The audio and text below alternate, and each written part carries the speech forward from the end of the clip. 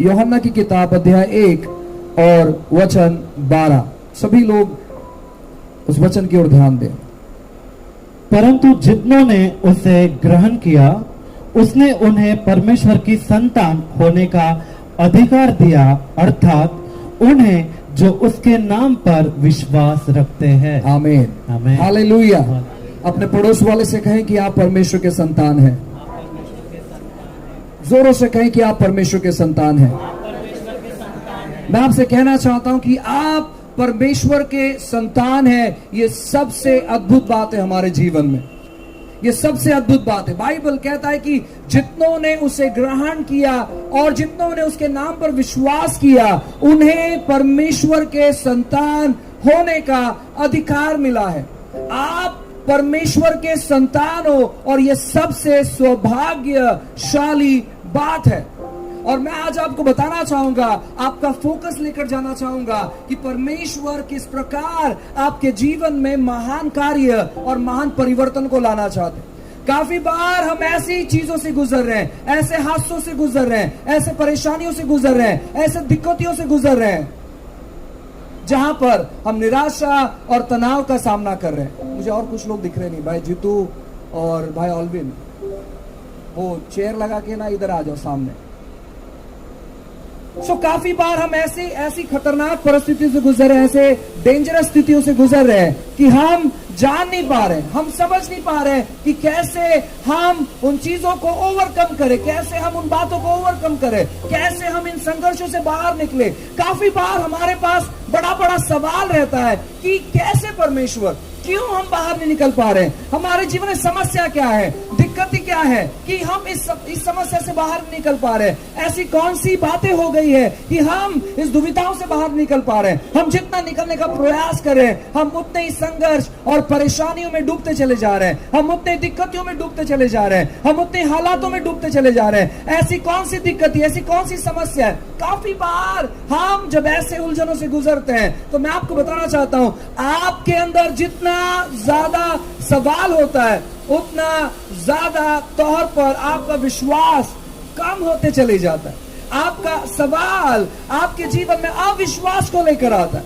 Bible कहता है कि एक दिन ऐसा हुआ कि जब यीशु मसीह और उसके चेले नाव में जा रहे थे और जब यीशु मसीह सो रहे थे और चेले जब नाव को चला रहे थे, पार होना चाहते थे, आंधी आई, तूफान आया, वो मेहनत कर रहे थे, वो मेहनत कर रहे थे पानी को बाहर निकालने के लिए, जो पानी अंदर आ गया, वो मेहनत कर रहे थे, वो प्रयास कर रहे थे कि कैसे हम इन समस्याओं से बाहर निकल सकते हैं। वो प्रयास कर रहे थे कि कैसे हम इन दिक्कतों से बाहर निकल सकते हैं। और साथ ही साथ उनके मन में बहुत सारा सवाल भी था कि यीशु मसीह जब हमारे साथ में, हमने देखा कि बड़े बड़े चमत्कार होते हैं, 5000 पुरुषों को खाना खिलाया जाता है, 25,000 लोगों को खाना खिलाया जाता है, चंद रोटियां चंद मछलियां बढ़ते चली जाती है, 5 रोटी 2 मछली बढ़ते चले जाती है, यीशु मसीह साथ में है। तो इतना सारा संघर्ष क्यों है, इतना सारा परेशानी क्यों है, वो सवाल पर सवाल उठाने लगे। और बाइबल कहते कि जब यीशु मसीह ने आंधी तूफान को शांत किया, उसके बाद उन्होंने एक शब्द कहा कि हे अल्प विश्वासियों, हे कम विश्वास रखने वालों। इसका मतलब है कि विश्वास का मात्रा बढ़ता है और विश्वास का मात्रा घटता है, विश्वास का मात्रा स्थिर रहता है और विश्वास का मात्रा कार्य करता है। काफी बार जितना ज्यादा सवालों में आप उलझे रहोगे उतना ज्यादा शत्रु आपके विश्वास को कमजोर करेगा। और जब विश्वास कमजोर होता है तब शत्रु की बहुत सारी गलत चीजें हमारी ओर आकर्षित होती है। मैं आपसे कहना चाहता हूं, आपका विश्वास का जीवन आपको परमेश्वर का जीवन जीने के लिए मदद करता है। कहो आपके पड़ोस वाले को, आपका विश्वास का जीवन आपको परमेश्वर का जीवन जीने के लिए मदद करता है। अब मैं आपसे कहना चाहता हूं, आपको आपका विश्वास को बढ़ाने के लिए बहुत सारा प्रयास करने की जरूरत नहीं है। बस आपको परमेश्वर के वचनों को पढ़ने का, उसको सुनने का और उसको अपने जीवन में लागू करने का कार्य करना है। यीशु मसीह ने क्रूस पर हर एक वो बातें आपके लिए उपलब्ध कर दे दी है, जो बातें आपके जीवन में आपको जरूरत है। अब आपको कठिन प्रयास करने की जरूरत नहीं है, अब आपको जरूरत है परमेश्वर के वचन की। बाइबल कहता है एक दिन ऐसा हुआ कि एक बड़ा राक्षस जिसका नाम गोलियात था, वो परमेश्वर के लोगों को ललकार रहा था। वो उलट फिर की बातें कह रहा था, वो गलत गलत बातें कह रहा था परमेश्वर के बारे में। और वहां पर बहुत सारे लोग थे जो परमेश्वर के लोग थे, वो सेना थे, उनके पास हथियार था, उनके पास शस्त्र था, उनके पास अस्त्र था, और भी जो चीजें एक योद्धा को जरूरत होती है वो सारी चीजें उनके पास थी। और बाइबल ऐसे कहता है कि वो लोग उनके ललकार को सुनकर, उस गोलियात के ललकार को सुनकर इतनी बड़ी सेना जो है ना डरने लगी कि अब हमारा क्या होगा, अब शायद ये फिलिस्ती लोग हम पर हमला करेंगे और ये फिलिस्ती लोग जो है ये हमें अपने वश में, अपने काबू में कर लेंगे। ऐसे उन लोगों को लगा और ये डर कर अपना जीवन बिता रहे थे। इनमें से एक भी व्यक्ति अगर उस युद्ध को छेड़ने के लिए, उस युद्ध को करने के लिए अगर अपना पांव आगे उठाता तो परमेश्वर उस व्यक्ति का इस्तेमाल करता। लेकिन उनका जो प्रश्न है, उनका जो सवाल उनके मन में था, अरे इतना बड़ा व्यक्ति है, इतना बड़ा राक्षस है और उसके ढाल को उठाने के लिए 2-2 जन है, उसके पास इतना अस्त्र शस्त्र है और शायद हमारा अब कुछ नहीं हो सकता, अब हम बस उसके अधीनता में जाने वाले, वो हम पर राज्य करने वाले। ये जो सारा सवाल था उनके मन में, उनके विश्वास को कमजोर कर दिया। और जब विश्वास कमजोर हो जाता है तो मैं आपसे कहना चाहता हूं ना, हम परमेश्वर से दूर होने लगते हैं।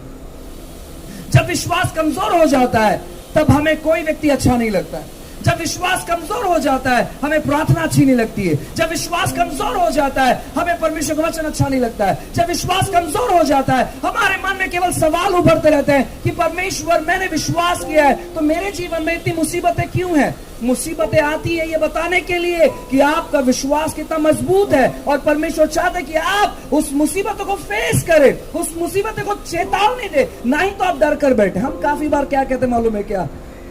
हम विश्वास कर रहे हैं लेकिन मुसीबत पर मुसीबत बढ़ते चली जा रही है। आपका सवाल आपकी समस्या बनकर बैठ जाती है, आपका सवाल आपकी निराशा बनकर बैठ जाती है, आपका सवाल आपके विश्वास पर अटैक करता है और आपके विश्वास को कमजोर बना देता है। और कमजोर विश्वास, इसका मतलब है कि शैतान को हम इजाजत देते हैं हमारे जीवन में आकर कार्य करने के लिए। इसीलिए उन चेलों ने बड़े चमत्कार को नहीं देखा, वो आंधी तूफान से बात नहीं कर पाए, वो आंधी तूफान को रोक नहीं पाए। यीशु तो चाहते थे कि तुम आंधी तूफान को रोको, क्योंकि उन्होंने कहा, हे अल्प विश्वासियों, हे कम विश्वास करने वाले। अगर आपके अंदर कम विश्वास करने की समस्या है तो मैं आपको बताना चाहता हूं, शायद सवाल आपके अंदर बहुत है। जब सवाल आपके अंदर उभरते हैं तो मैं आपसे कहना चाहता हूं ना, आपके अंदर विश्वास का स्तर कम होने लगता है। परमेश्वर ने आपको एक समस्या सुलझाने वाला व्यक्ति बनाया है। अपने पड़ोस वाले से कहे कि आप समस्या सुलझाने वाले व्यक्ति हैं। कहो, समस्या सुलझाने वाले व्यक्ति हैं आप। अपने पीछे वाले से कहो कि आप समस्या सुलझाने वाले व्यक्ति हैं। अपने आगे वाले से कहे कि आप समस्या सुलझाने वाले व्यक्ति हैं।